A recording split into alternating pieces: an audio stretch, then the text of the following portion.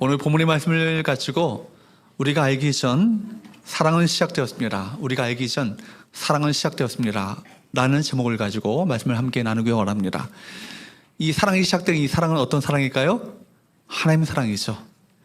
우리 교회 비전 십자가 복음과 성령의 능력으로 세상을 변화시키는 비전 공동체라는 비전을 가지고 있습니다. 십자가 복음의 핵심은 사랑이고 성령의 능력은 다름 아닌 사랑의 능력입니다. 이것이 세상을 변화시키죠. 그러므로 우리가 성령의 능력을 날마다 사모하고 환영해야 합니다. 성령께서 우리 가운데 역사하셔서 우리 가운데 성령의 열매를 맺게 하시고 성령으로 변화되게 하셔서 우리 모두가 사랑의 성도, 사랑의 교회가 되게 해달라고 주 앞에 기도하는 우리 모두가 되어야 될 줄로 믿습니다. 성령의 능력으로 우리가 변화되어지면 제일 먼저 일어나는 현상이 뭔지 아십니까? 열매가 맺혀지죠. 성경은 항상 나무가 어떤지를 알려면 열매로 알리라 라고 말씀합니다. 열매를 통해서 그 나무가 나무의 그 본질이 무엇인지를 알게 되는데, 성령께서 우리 가운데 임하셔서 역사하시는 열매를 맺게 하시면 여러분께 아시는 것처럼 갈라디아서 5장 22절에서 23절 말씀에 보면 이렇게 말씀하고 있습니다. 오직 성령의 열매는 사랑과 화평과 희락과 화평과 오래 참음과 자비와 양선과 충성과 온유와 절제, 이 9가지 열매가 맺혀지는데 제일 먼저 맺혀지는 열매가 뭐예요? 사랑의 열매죠. 사랑의 으뜸이에요. 그러므로 여러분, 성경의 계명의 핵심은 사랑의 계명이고 성령의 은사 가운데 가장 으뜸되어지는 은사는 사랑의 은사입니다. 고린도전서 12장에서 바울은 은사장이라고 하는 그 장에서 은사들을 쭉 이야기하잖아요. 예언하는 은사, 통역하는 은사, 방언하는 은사, 병 고치는 은사, 능력 행하는 은사, 온갖 은사를 얘기하는데 그러면서 제일 마지막에 얘기하기를 더 큰 은사를 너희가 사모해야 한다. 이 은사들도 귀하지만 더 큰 은사를 너희가 사모해야 한다 라고 하면서 고린도서 12장 31절 말씀을 말하고 있습니다. 시작. 너희는 더 큰 은사를 사모하라. 내가 또한 가장 좋은 길을 너희에게 보이리라. 더 큰 은사를 뭘까요? 13장으로 이어집니다. 여러분 아시는 것처럼 사랑장이잖아요. 사랑의 은사를 말하는 것이죠. 더욱 좋은 길은 어떤 길이에요? 사랑의 길이죠. 여러분, 왜 사랑이 가장 큰 은사입니까? 우리 하나님이 사랑이시기 때문입니다. 8절 하반절 말씀에 보면 하나님은 사랑이심이라 라고 말씀하십니다. 하나님이 사랑이시라는 말은 하나님의 본질이 사랑이라는 얘기입니다. 성경에는 사랑 이야기로 가득 차 있습니다. 하나님의 사랑 이야기. 그러므로 한 사람이 인생을 살면서 사랑할 줄도 모르고 사랑받을 줄도 모른다면 그 인생 헛산 거예요. 어리석게 무의미하게 인생을 산 것입니다. 하나님은 왜 우리에게 교회라고 하는 공동체를 주셨을까요? 나 혼자 신앙생활 잘하다가 천국 가면 되는데 왜 교회라는 공동체를 우리에게 왜 허락하셨을까요? 사랑을 배우라는 겁니다. 사랑을 연습하라는 것입니다. 이 교회라는 공동체 안에서 사랑을 훈련하라는 것입니다. 그래서 우리가 그걸 위해서 우리에게 교회를 주셨죠. 우리는 하나님을 사랑하고 또 우리 이웃들과 서로 사랑하며 살아야 할 것입니다. 사랑을 주고받으며 사는 것은 하나님의 형상대로 지음받은 우리의 존재의 목적이요 본질인 것입니다. 요한은 본문을 통해서 우리에게 어떤 메시지를 주고자 했습니까? 오늘 세 가지 영적 교훈을 함께 나누기 원하는데요. 첫 번째, 따라할까요? 하나님의 본질은 사랑이다. 하나님의 본질은 사랑이라는 거예요. 무엇보다도 우리 본문에서 하나님은 사랑이시다 이 말씀을 우리가 주목해야 합니다. 7절 8절 말씀을 한번 보도록 합니다. 시작. 사랑하는 자들아 우리가 서로 사랑하자. 사랑은 하나님께 속한 것이니 사랑하는 자마다 하나님으로부터 나서 하나님을 알고 사랑하지 아니하는 자는 하나님을 알지 못하나니 이는 하나님은 사랑이심이라. 여기에 보면 요한은 하나님은 사랑이심이라 라고 말씀합니다. 본문에서 하나님의 본질, 하나님의 속성이 과연 무엇인가? 사랑이라는 거예요. 사랑은 그러므로 본질적으로 하나님께 속한 것이라는 말입니다. 그러므로 서로 사랑하며 살아가는 자들은 하나님께로부터 나서 하나님을 아는 자들입니다. 하나님께 속한 자들이죠. 그런 자들이 사랑하는 거예요. 반면에 사랑하지 않는 자는 하나님을 알지 못한다, 하나님을 모른다. 그 말은 뭐예요? 다른 말로 말하자면 구원받지 못했다라는 것입니다. 하나님은 사랑이신데 그 사람의 마음 가운데 다른 사람을 향한 사랑의 마음도 없고 그 사랑을 실천하지 않는다면 그 사람은 구원받았을 리가 없는 것입니다. 또한 요한일서 4장 16절 말씀에는 이렇게까지 말씀합니다. 16절 말씀을 보도록 할까요? 시작. 하나님이 우리를 사랑하시는 사랑을 우리가 알고 믿었노니 하나님은 사랑이시라. 사랑 안에 거하는 자는 하나님 안에 거하고 하나님도 그 안에 거하느니라. 하나님의 사랑을 알고 믿은 사람, 그리고 서로 살아가며 사랑하는 자들을 분명히 구원받은 하나님의 안에 거하는 자들이라고, 하나님의 자녀라고, 하나님의 백성이라고 이렇게 일컫고 있습니다. 여러분에게 묻겠습니다. 여러분은 하나님의 사랑을 알고 믿고 계십니까? 아멘. 우리 중에 어떤 분은 교회를 출석하고 하나님을 믿는다 말하면서도 하나님의 사랑을 알지 못하는 분들이 계십니다. 더 정확하게 말하면 하나님의 사랑을 경험해 본 경험이 없는 분입니다. 저는 그런 분들이 있다면 오늘 이 하나님의 사랑을 알고 직면하며 그 사랑 속에 빠져들어가길 주으로 축복합니다. 그렇다면 우리가 어떻게 하나님의 사랑을 알고 그 사랑을 경험할 수 있을까요? 여러분, 하나님의 사랑을 경험한다는 것은 다른 말로 표현한다면 은혜 받는다는 거예요. 은혜 받는다. 여러분, 사람은 누구나 은혜 받으면요, 영적인 눈이 밝아지고 깨달아집니다. 하나님의 은혜가 임하면 제일 먼저 일어나는 현상은요, 먼저 깨닫게 되는 것은 먼저 하나님의 사랑이에요. 하나님의 사랑을 깨닫게 되는 거예요. 아, 하나님이 나를 사랑하시는구나. 난 이 세상에 살아갈 존재 가치조차 없는 존재인 줄 알았는데 그토록 하나님은 나를 사랑하시는구나. 이걸 깨닫게 되는 거예요. 또 은혜 받게 되면 하나님께서 나를 위해 행하신 일들이 보여지기 시작합니다. 나 같은 죄인을 구원하셨구나. 나 같은 죄인을 구원하시기 위해서 당신의 독생자 예수 그리스도를 십자가 위에 무참하게 내어주셨구나. 나와 함께 하시는구나. 이 순간까지 나의 나 된 것 다 이게 하나님의 은혜구나. 이게 깨달아지는 거예요. 여러분, 그래서 은혜 받는 사람들은 감사와 감격의 눈물을 흘리죠. 좋은 일을 만나게 되었을 때 하나님의 사랑을 느끼기도 하지만 진짜로 은혜 받은 사람은요, 환난 가운데, 고난 가운데, 도무지 소망이라고는 찾아볼 수 없는 환경 가운데 있다 할지라도 하나님의 사랑을 더 진하게 느낍니다. 그래도 하나님은 나를 사랑하신다. 그래도 이런 환경 가운데 있다 할지라도 하나님은 나를 사랑하신다. 그래서 하나님의 사랑을 경험해보지 못한 사람은요, 그 사랑의 하나님을 알 수가 없습니다. 또 그 사랑을 알지 못했기 때문에 다른 사람을 진심으로 사랑할 수가 없는 것이죠. 그래서 요한은 사랑하는 것과 하나님을 아는 것을 동일선상 위에 놓았습니다. 하나님을 아는 것과 사랑하는 것과 하나님을 아는 것. 사랑하는 자마다 하나님께로부터 나서 하나님을 안다. 그렇다면 사랑하지 않는 자는 하나님을 알지 못한다. 그래서 요한일서 3장 10절에는요, 요한은 이렇게까지 얘기합니다. 읽어보도록 할까요? 시작. 이러므로 하나님의 자녀들과 마귀의 자녀들이 드러나니 무릇 의를 행하지 아니하는 자나 또는 그 형제를 사랑하지 아니하는 자는 하나님께 속하지 아니하니라. 의를 행하지 않거나 혹은 다른 그 형제를 사랑하지 않는 자는 어떻다고요? 하나님께 속하지 않는다. 하나님께 속하지 않는다면 누구에게 속했을까요? 마귀에게 속했다는 얘기죠. 그렇다면 누가 하나님의 자녀입니까? 의를 행하고 사랑하는 자입니다. 누가 마귀의 자녀입니까? 의를 행하지 않거나 사랑하지 않는 자입니다. 그러므로 정말 하나님의 자녀가 되면 그 사람은요, 의를 행하게 되고, 의를 행한다는 것은 하나님의 뜻 가운데 순종하게 되고, 그리고 사랑하는 삶을 살게 된다는 거예요. 그러므로 성경에 따르면 성령의 역사는요, 은사나 기적에 의해서 규정되는 것이 아니에요. 은사나 여러분, 기적과 능력은요, 이단들도 해요. 여러분, 박태선이라고 아십니까? 천부교 전도관 신앙촌 들어보셨죠? 박태선이 그 전도관을 처음 세울 때, 여러분, 박태선 장로였습니다. 그 사람이 손을 얹고 안수하면요, 암이 나요. 안진뱅이가 일어나요. 눈먼 자가 눈을 뜨는 기적이 나타났습니다. 그러니까 박태선 장로가 이끄는 집회는요, 인산인의 사람들이 모였습니다. 그래서 결국 전도관을 세우고 신앙촌을 만든 거예요. 이 사람이 교만해져서 어떻게 하는지 아십니까? 나중에 하나님은 999가지 죄를 짓고 지옥으로 떨어졌고 내가 천부로 등극하게 되었다. 하늘아버지로 등극하게 되었다. 그래서 천부교로 이름을 바꾸게 됩니다. 여러분, 이단들도 능력해요. 그러니까 능력과 기적이 여러분 성령의 역사를 기준하는 기준이 아니라는 것입니다.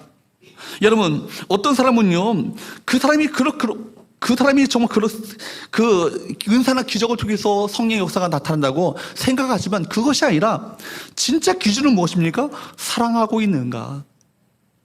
그것이 바로 그 사랑이 성령의 역사를 판단하는 참된 기준이 되는 것입니다. 여러분, 무엇이 진정한 교회의 부흥입니까? 사람들의 숫자가 많아지는 것이 아니라 사랑의 부흥이라는 거예요.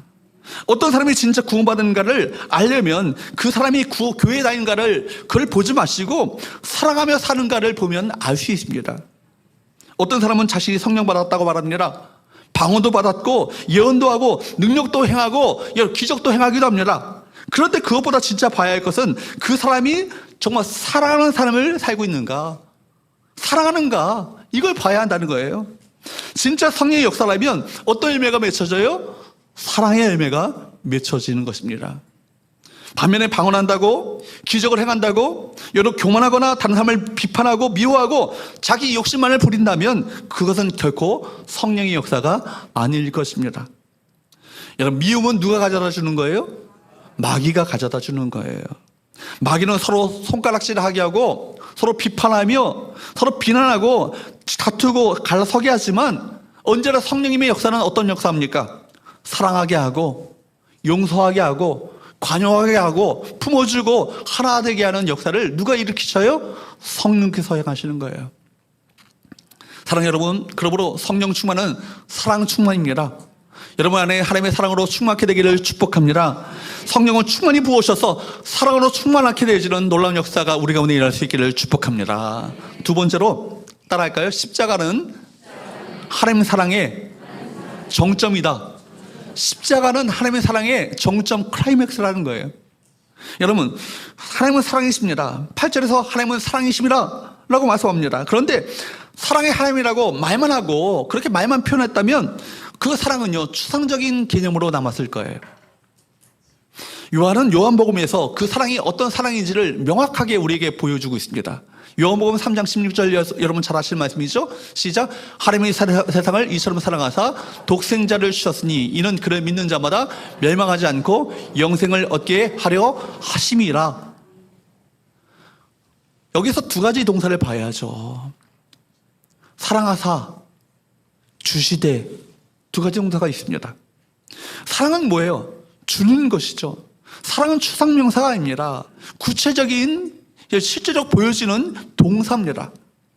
만질 수 있고 느낄 수 있고 체험할 수 있고 여러분 경험할 수 있는 바로 이것이 하나님의 사랑 아니겠습니까?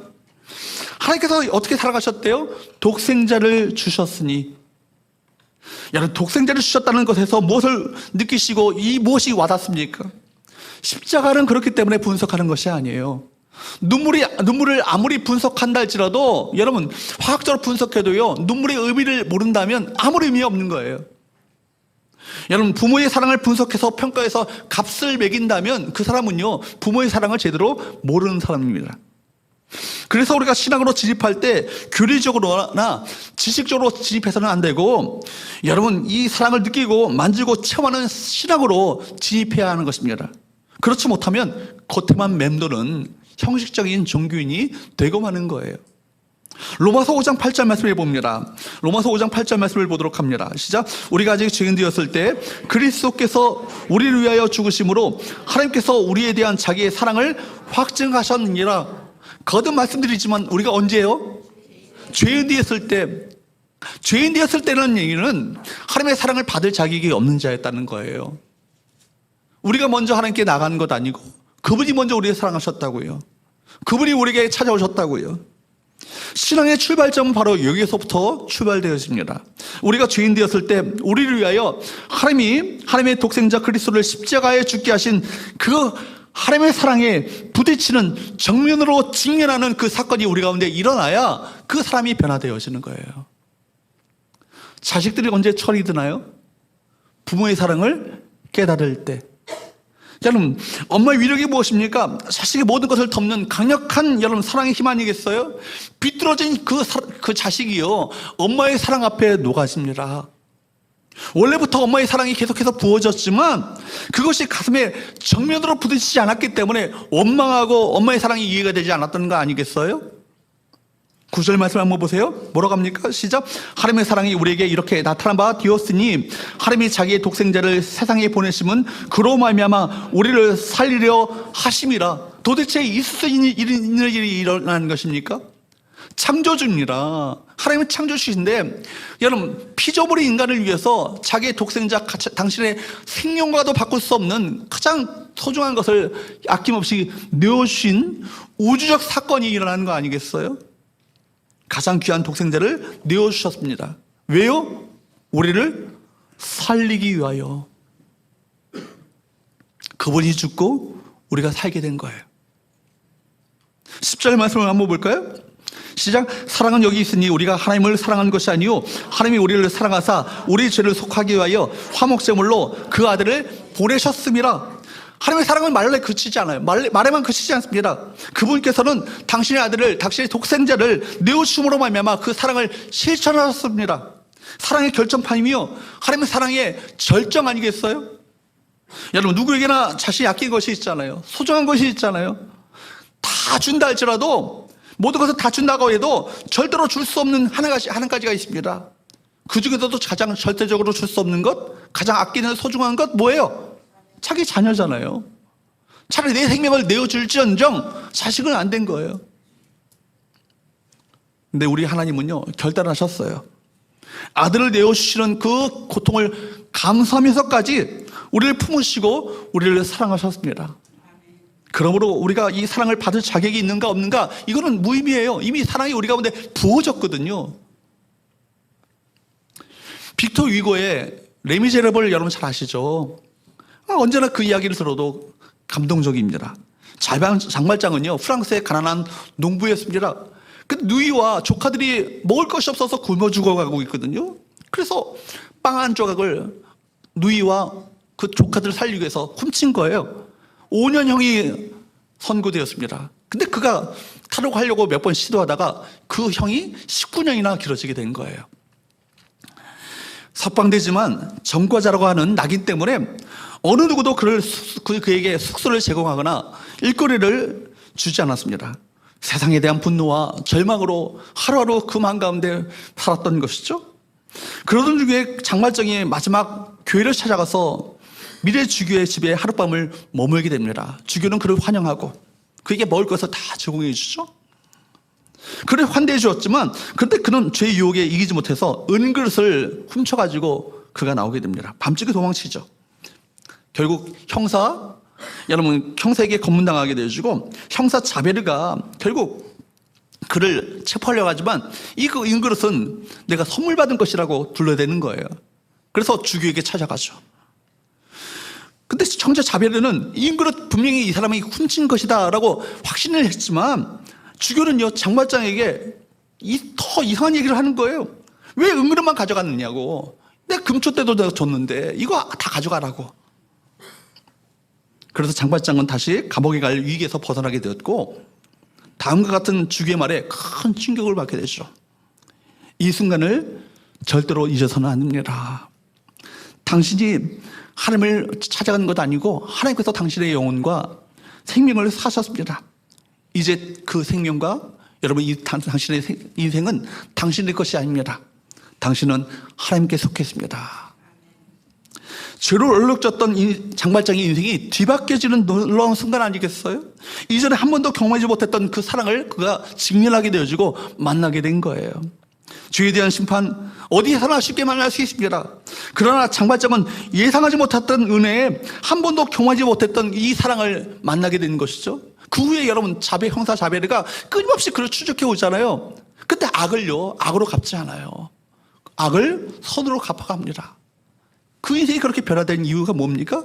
하나님의 사랑을 만났기 때문이죠. 하나님의 은혜를 경험한 거예요. 춥고 배고팠던 인생의 방황을 한순간에 먹게 만드는 것 무엇입니까? 하나님의 사랑이었던 것이죠. 사랑은 여기 있으니. 여러분, 이 진짜 사랑에 우리 여러분 심령이 부딪혀야 합니다. 이 진짜 사랑을 만나셔야 합니다. 세상의 짝퉁 사랑 말고 진짜 사랑을 만나셔야 여러분 인생이 바뀌어지고 변화되어지는 것 아니겠어요? 그러면 여러분 사랑의 열병을 알게 됩니다. 신앙을 가진다는 것은 바로 이 사랑을 경험하게 되는 거예요. 그 사랑에 녹아지는 경험을 일하게 되면 봉사하라 마라 잔소리 할 필요가 없어요.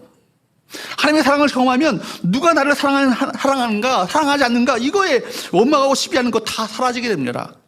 내 삶이 변하게 되는 것이죠. 뭘 만났기 때문에? 하나님의 사랑을 만났기 때문에. 그러나 그 사랑을 만나지 못하는 것은요, 자동차로 친다면요 시동이 안 걸린 거예요. 여러분, 자동차를 움직이는 방법 어떻게 움직일 수 있을까요? 시동을 걸어서 운전해서 옮길 수도 있겠지만, 여러분 무중력 상태, 기어를 넣지 않은 중력 상태에서 그 차를 밀 수도 있습니다. 근데 밀어서 가봐야 얼마나 가겠어요? 이내 지쳐버리고 말지 않겠어요? 내 안의 마음도 마찬가지예요. 내 마음도 사랑이 우리 마음 가운데 가득해야 그 사랑으로 내가 봉사하고 섬기며 주를 위해서 목숨까지 내던지는 순교까지 자리까지 가게 되는 거예요. 신앙생활도 이 자동차를 밀고 가는 것처럼 하는 분들이 계셔요. 주일에 교회 나오는 것도 힘이 들어요. 그래서 그분들이 말은 뭐예요? 신앙생활은 어려워요. 힘들어요. 맨날 그런 얘기 아니에요? 그때 여러분, 우리 안에 하나님의 사랑이 가득 차게 되어지고 사랑이 흘러넘치게 되면 자원하는 심령을 가지고 기쁜 마음을 가지고 힘들고 어려운 봉사까지도 기꺼이 할 수 있는 그 능력이 생기게 되는 거예요. 여러분, 사랑에 빠지면요 주일이 기다려져요. 설교가 은혜가 됩니다. 여러분, 그리고 예배가 너무나도 감격스럽고 은혜가 되는 거예요. 내 안에 있는 이 미움도 내 힘으로는 없앨 수 없지만 하나님의 사랑이 우리 안에 부어지게 되면 그 미움, 증오, 짜증까지도요 전부 사라집니다. 이런 은혜가 여러분 가운데 있게 되기를 축복합니다. 여러분, 더 감사한 것은 뭐냐면 이런 하나님의 사랑은요 인간들의 사랑과 질적으로 다르다는 거예요. 인간의 사랑은요 이기적이고 제한적이에요. 한번 세상의 사랑을 한번 보십시오. 다 조건적 아니에요? 무엇이기 때문에, 내 자식이기 때문에 사랑하는 거예요. 그죠? 어떤 조건이기 때문에 사랑하는 거예요. 우리 인간의 사랑은요 이기적이고 제한적입니다. 인간들이 사랑하는 그 대상을 한번 보십시오. 나를 사랑하는 사람을 사랑하잖아요. 나를 미워하고 나를 원수처럼 여기는 자를 사랑하지 않습니다. 또 사랑의 대상은, 여러분, 그 사람의 사랑은요 유효기간이 있어요. 결혼할 때는요 검은 머리가 파뿌리가 되도록 영원토록 사랑하겠다 그렇게 호언장담하고 서약하지만, 어떤 분은요, 어떤 신혼가정은요 신혼여행 갔다가 공항에서 헤어지는 분이 계셔요. 실제로 봤어요, 제가. 여러분, 결핍하면 우리는 지쳤다고 얘기하지 않습니까? 하나님을 사랑한다고 교사로 목사로 여러분 찬양대원으로 헌신하기로 해놓고는 다른 사람의 말 한마디에 삐쳤다고 내가 내팽개칩니다. 여러분, 다른 사람의 말 한마디에 내팽개치는 그 사랑이 진짜 사랑입니까? 걸핏하면 우리가 상처받았다고 말하잖아요. 누군가의 말 한마디에 내팽개치는 우리의 사랑은요 믿을 바가 못 되는 거예요. 그러나 우리 하나님의 사랑은 달라요. 만약 하나님의 사랑이 왔다 갔다 하고 걸핏하면 하나님 삐치시고 우리 말 한마디에 하나님 우리가 상처받았다고 우리 버리시면 우리가 어떻게 될까요? 여기 살아남을 자 아무도 없을 거예요. 그런 우리의 모습에 하나님이 쉽게 지쳐버린다면 우리에겐 더 이상 소망 없는 것 아니겠습니까? 그런데 감사한 것은 뭡니까? 하나님의 사랑은 변하지 않는다는 거예요. 하나님의 사랑은 영원합니다. 하나님의 사랑은 왔다 갔다 하지 않습니다. 그러므로 위기는 하나님께 있는 것이 아니라 누구에게 있는 거예요? 우리 하나님의 사랑에 위기가 있는 거예요. 우리가 기도하면서 하나님께서 내 기도에 왜 응답하지 않으시는가? 하나님 나를 버리셨는가? 그렇게 생각합니다. 하나님께서 어떻게 나에게 이렇게 하실 수가 있는가? 원망하고 투정하기도 합니다. 그때 아니죠. 하나님의 사랑에 문제가 있는 것이 아니라 사실은 우리 하나님의 사랑에 위기가 온 거예요. 그러므로 우리가 고난 가운데 있다 할지라도 낙심하지 않을 이유가 뭐예요? 하나님은 여전히 우리를 사랑하신다는 거예요. 고난 가운데 있다고 여러분 하나님의 사랑에 의심하지 마시기 바랍니다. 여전히 여러분을 향한 하나님의 사랑을 부어진 바 되고 있고 폭포수처럼 지금도 부어지고 있습니다. 그러므로 로마서 5장 5절 말씀에 보면 소망이 4절 말씀에 보면 환난 이야기를 하거든요. 연단 이야기를 하거든요. 그러나 이 소망은요, 환난 중에 갖게 되는 소망을 말하는데, 한번 읽어보도록 할까요? 시작. 소망이 우리를 부끄럽게 하지 아니함은 우리에게 주신 성령으로 말미암아 하나님의 사랑이 우리 마음에 부은 바 되미니, 고난 가운데 있다 할지라도, 역경 가운데, 환난 가운데, 어려움 가운데 있다 할지라도 소망을 가질 이유가 있어요. 왜요? 하나님이 우리를 사랑하신대요. 여전히 우리를 사랑하신대요. 우리가 고난 속에서도 소망을 품은 이유는 무엇입니까? 그 성령으로 말미암아 하나님의 사랑이 우리 가운데 부은 바 되었기 때문에, 하나님의 사랑을 자, 그 뜻대로 부르심을 받은 자들에게는 모든 것이 합력하여 선을 이루느니라. 이 말씀 여러분 알고 계시잖아요. 사랑하는 자를요, 하나님께서 사랑하시는 자를 결코 망하게 하는 법이 없습니다. 그러므로 우리를 향하신 하나님의 사랑이 지금도 변함없이 부어주고 계심을 믿으시기를 축복합니다. 그렇게 사랑을 우리 가운데 쏟아붓고 계시는데, 그 사랑을 우리가 의심하거나 부정한다면 그것은 무지함을 넘어서서 악한 거예요. 십자가를 통해서 하나님이 얼마나 나를 사랑하신지를 묵상해 보십시오. 하나님께서 나를 얼마나 사랑하신지를 매 순간 기억하시기 바랍니다. 사랑이 식어질 때마다, 사람에게 실망할 때마다 십자가 앞으로 나가십시오. 하나님은 다른 사람을 다 여러분을 버린다 할지라도 끝까지 여러분을 사랑하시는 그분이 계시니 우리 아버지 하나님이세요. 마지막 세 번째, 따라할까요? 서로 사랑할 때 하나님이 임재하신다. 서로 사랑할 때 하나님이 임재하신다는 거예요. 11절 12절 말씀을 보도록 할까요? 시작. 사랑하는 자들아, 하나님이 이같이 우리를 사랑하셨은즉 우리도 서로 사랑하는 것이 마땅하도다. 어느 때나 하나님을 본 사람이 없으되 만약 우리가 서로 사랑하면 하나님이 우리 안에 거하시고 그의 사랑이 우리 안에 온전히 이루어지느니라. 여러분, 사도 요한은 하나님의 사랑을 받은 우리가 하나님의 사랑을 경험했다면, 그 사랑을 만났다면, 그 사랑을 받았다면 우리가 서로 사랑하는 것이 마땅하도다. 마땅하다는 얘기는요, 반드시 그렇게 해야 한다는 거예요. 그래야 된다는 거예요. 그리고 어느 때나 하나님을 본 사람이 없지만 만약 우리가 서로 사랑하면 사랑의 하나님이 우리 안에 거하시고 임재하시고 또 그의 사랑이 우리 안에 온전히 이루어지게 될 것이다. 원래 하나님은 보이지 않아요. 여러분, 하나님 본 사람이 있으세요? 그러나 눈에 보이지 않는 하나님을 알아가고 그분과 친근해지는 방법이 있는데, 그게 바로 서로 사랑하는 거예요. 그래서 우리가 서로 사랑하게 되면 하나님이 우리 안에 오시고 우리 안에 거하십니다. 더 정확하게 표현한다면 우리가 사랑할 때 하나님이 우리 안에 임재하십니다. 그러므로 여러분, 우리가 서로 사랑하며 사는 것은 하나님을 우리 안에 거하게 하는 방법이고 하나님과 더 친근해지는 방법인 비결인 거예요. 왜요? 하나님은 사랑이시기 때문에. 그래서 이 구절을 가지고 유명한 교육자 페스탈로치는 이런 얘기를 했어요.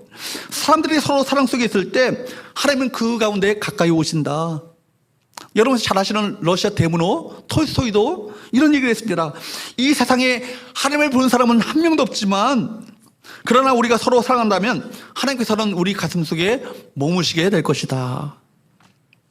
특별히 우리가 12절에서 눈여겨볼 단어가 두 가지가 있죠. 12절 말씀을 한번 보도록 할까요? 시작. 어느 때나 하나님을 보는 사람이 없으되 만약 우리가 서로 사랑하면 하나님이 우리 안에 거하시고 그의 사랑이 우리 안에 온전히 이루어지느니라. 거하시고 이루어진다, 온전히 이루어진다, 이 두 가지 단어를 주목해 보십시오. 거하시고라는 말은 메네이라는 말이에요. 우리 안에 오신 하나님이 우리와 친근하게 교제하신다, 우리와 사귀신다는 거예요. 뿐만 아니라 여러분, 다른 하나는 뭐냐면 우리 안에 온전히 이루어진다라고 말합니다. 테텔리오메네라는 말이에요. 여러분, 테텔리스타이라는 말을 들어보셨죠?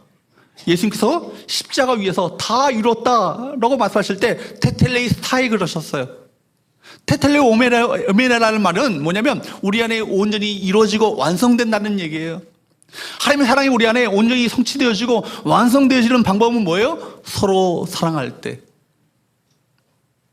그래서 하나님의 사랑이 우리 안에 온전히 이루어진다, 성취된다, 이 말은 도대체 무슨 뜻인가? 어떤 목사님은 이런 얘기 했어요. 우리가 하나님처럼 하나님과 같이 사랑하게 되는 것. 사람의 사랑 말고, 사람의 어떤 필로스, 스토르게, 에로스 그 사랑 말고 아가페의 사랑을 하게 되는 것. 이것이 하나님의 사랑이 우리 안에 온전히 성취되는 것이다. 하나님처럼 용서할 수 있고, 하나님처럼 용납할 수 있으며, 하나님처럼 인내할 수 있고, 하나님처럼 기다려줄 수 있고, 하나님처럼 관용할 수 있고, 하나님처럼 우리를 넉넉히 덮어줄 수 있는 것. 이것이 우리 안에 하나님의 사랑이 거하게 되면, 부어지게 되면 일어나는 열매인 거예요. 그래서 하나님께서 우리에게 주신 율법 또한 그 핵심은 사랑이라 얘기합니다. 바울도 율법의 완성은 뭐라고요? 사랑이라고 얘기했습니다. 그래서 로마서 13장 8절에서 10절, 또 갈라디아서 5장 14절 말씀 한번 화면을 띄워주세요. 보면은 한번 읽어보도록 할까요? 시작. 피차 사랑의 빛 위에는 아무에게든지 아무 빛도 지지 말라. 남을 사랑하는 자는 율법을 다 이뤘느니라. 가늠하지 말라, 살인하지 말라, 도둑질하지 말라, 탐내지 말라 한 것과 그 외에 다른 계명이 있을지라도 내 이웃을 내 자신과 같이 사랑하라 하신 그 말씀 가운데 다 들었느니라. 사랑은 이웃에게 악을 행하지 아니하나니 그러므로 사랑은 율법의 완성이니라. 여러분, 남을 사랑하는 자가 율법을 다 이뤘다고요. 우리는 이 말씀을 가지고 하나님 사랑을요, 우리 하나님 사랑하면 됐지 뭐, 다른 사람이 됐고 내가 하나님 사랑하면 돼, 이런 생각을 하잖아요. 근데 성경 말하기를 그렇게 말하지 않아요. 남을 사랑하는 자가 율법을 다 이뤘다고요. 율법의 완성은 뭐라고요? 사랑이라고요. 또 갈라디아서 5장 14절 말씀에도 뭐라고 합니까? 시작. 온 율법은 내 이웃 사랑하기를 내 자신같이 하라고 하신 한 말씀에서 이루어졌나니. 그러므로 여러분, 우리 모두가 서로 사랑하기를 결단하셔야 합니다. 사랑이야말로 하나님께서 우리에게 주신 계명의 진정한 동기요, 계명의 전부요, 사랑하는 것이야말로 하나님을 만나는 길이요, 하나님께서 우리 가운데 거하시며 임재하시며 하나님과 친근하게 되시는 비결이 사랑하는 것이기 때문에 그래요. 하나님의 사랑이 우리 안에 온전히 성취되기 시작한다면 심지어 원수까지도 사랑하게 되는 거예요. 우리를 미워하고 박해하는 사람들까지도 사랑하게 되는 거예요. 제가 어릴 때 옛날에 세로나 백화점 위에 상봉감리교회라는 교회가 있습니다. 제가 그때가 77년도인가 8년도인가 그랬던 것 같아요. 사랑의 원자탄이라는 그 영화를요, 그 교회에서 상영을 했어요. 그래요. 제가 우리 부모님과 더불어서 그 교회 가서 영화를 봤는데, 어릴 때, 아주 고백이 아니에요. 어릴 때 큰 충격을 받은 거예요. 야, 자기 아들을 두 아들을 모두 죽여버린 그 원수 같은 놈을요, 자기 아들로 입양하여서 그 아들을 키워내는 거예요. 사랑을 용납하고 용서하고 아들로 입양하여서 자기 아들로 키워내는 모습을 보면서 어릴 때 큰 충격을 받는 거예요. 야, 난 죽었다 깨나도 못한다. 근데 커서 보니까요, 제가 하나님의 사랑을 만나고 나니까 이해가 되는 거예요. 그럴 수 있겠구나. 우리 힘으로 사실 사랑할 수 없어요. 실제로 미워하는 사람이 있는데 나를 불편하게 하고 나를 힘들게 하는 그 사람을 어떻게 그 미움이라는 감정을 딛고 그 감정을 이기고 사랑의 감정을 가지고 그 사람을 대할 수 있겠습니까? 우리 힘으로 안 되죠. 그래서 우리 안에 무엇이 부어져야 되는 거예요? 성령이 부어져야 되는 거예요. 사랑의 하나님이 성령으로 우리 가운데 찾아오셔야 합니다. 그분이 오셔서 성령을 통해서 우리 안에 하나님의 사랑을 부어주셔야 되는 것이죠. 그 놀라운 은혜를 깨달아야 합니다. 그래야 우리가 미움을 이기고 사랑할 수 있게 되는 것이죠. 그렇습니다.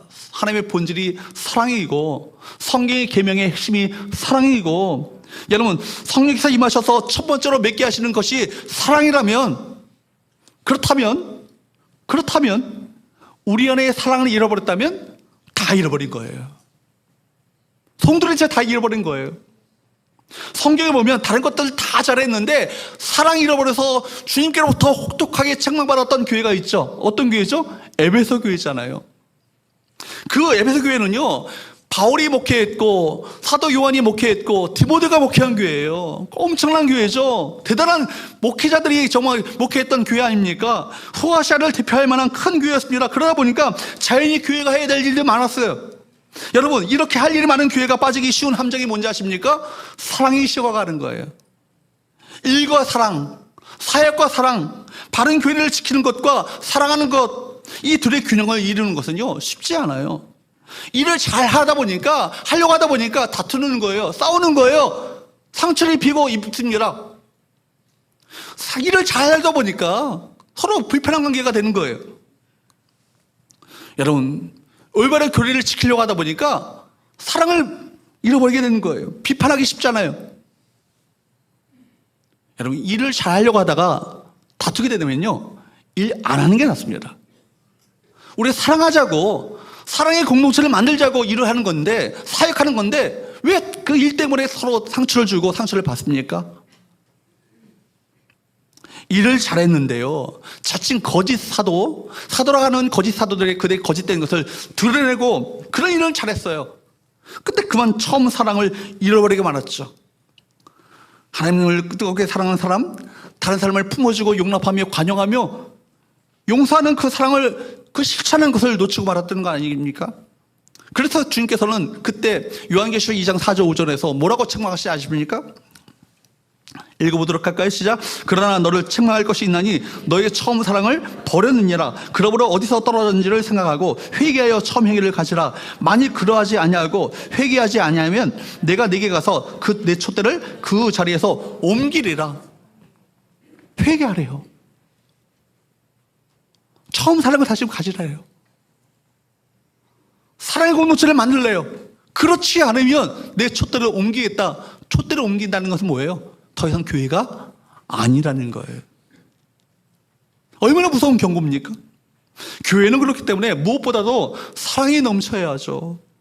하나님을 사랑하고 형제들을 사랑하는 것이 넘쳐야 그 교회가 진짜 교회예요. 그 교회가 주께서 원하시는 바로 그 교회 아니겠어요? 여러분, 교회가 세상을 변화시키고 세상을 살린다고 하는데, 교회가 데모하고 교회가 정치적 영향력을 세상 가운데 끼침으로 말미암아 세상을 변화시킵니까? 그렇지 않잖아요. 육체적인 욕망과 이기심으로 죽어가고 있는 이 세상을 살리는 길은 다른 것이 없어요. 세상에 없는 사랑을 우리가 보여줘야 되는 거예요.